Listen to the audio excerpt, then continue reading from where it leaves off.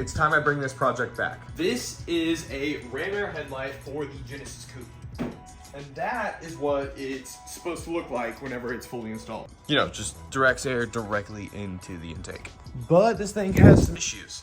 This is really meant to be the base for a plug, so I can start doing like carbon versions or fiberglass. The way that I did it was by cutting up an actual light, filling the back with foam, creating kind of a mold, and then starting to use some filler primer to shape it into place. All of this was taking place in 2017, 2018, way before I had a 3D printer and before 3D printers were like really popular. So of course that's why I didn't 3D print it. Another reason I didn't 3D print it is because I don't know how.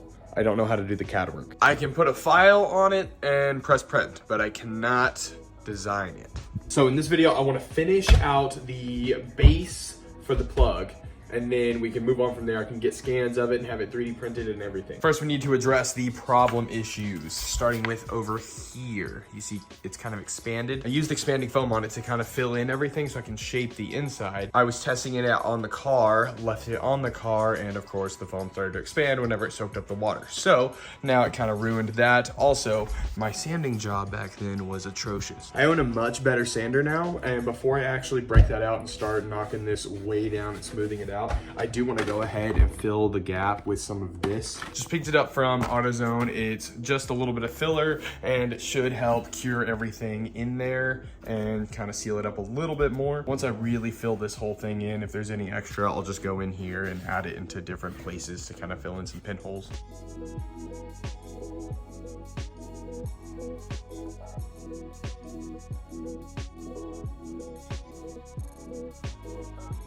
Okay, all of that has been filled in, and I had a little bit extra, so I just lathered it in here to kind of fill in any pinholes that we had going on in that little section. It's definitely not great all the way up and around here, but all of this is going to get completely resanded. This stuff says that it is sandable in 30 minutes, so I will see you in 30 minutes. Yeah, that was a lie. That was at least a week ago. After 30 minutes, I went over and touched it, and it was still pretty tacky, and I didn't want to sand it and get it all gunky, so I went ahead and just left it overnight, thinking I was going to work on it the next night. That didn't happen, like a week passed, and now I'm finally working on it. Got new shells. But now we can actually get to sanding on this thing. Got my sander. It's got 220 on it right now. I think I'm just gonna use that, see what it can knock down. If this isn't strong enough, I have some 120 grit, so let's just get started.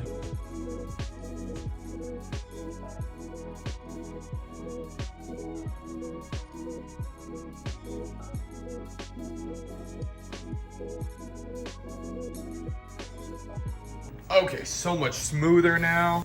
All the foam that was expanded up is now flush, and most of the pinholes are filled, except for like a few right here and a few along right here. What I need to do now is sand all of this on the inside. It's extremely rough. It has never been smooth in here, so it's gonna take a lot of work. I hope I can actually smooth all this out and make it look right. I mean, you can even see right along that back path there. That just looks terrible. This thing better come out cool because this entire garage is covered in this dust now.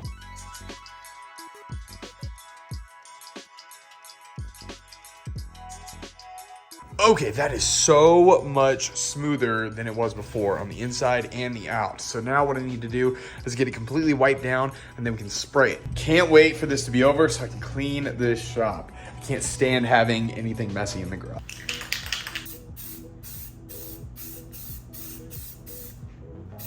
Well, I made this on a little bit thick. We're gonna have to sand this back a little bit. Well, this is where we are at currently. I think it's good enough to get it scanned and ready for 3D printing. Especially if you look at it from far away, it looks really good. But of course, whenever you get up close, there are some imperfections, especially like right up here and some chunks missing here. But overall, it's really smooth now. So the plan is to send this to some people that I know. I know one person on TikTok and I know someone else on Instagram who both do scanning and 3D printing of several automotive parts. So my plan is to ship it out to them, have them scan it, and send me either the file or actually 3D print me one and send it back to me. And then figuring out a way to create it out of carbon fiber or fiberglass, or even just start running them 3D printed.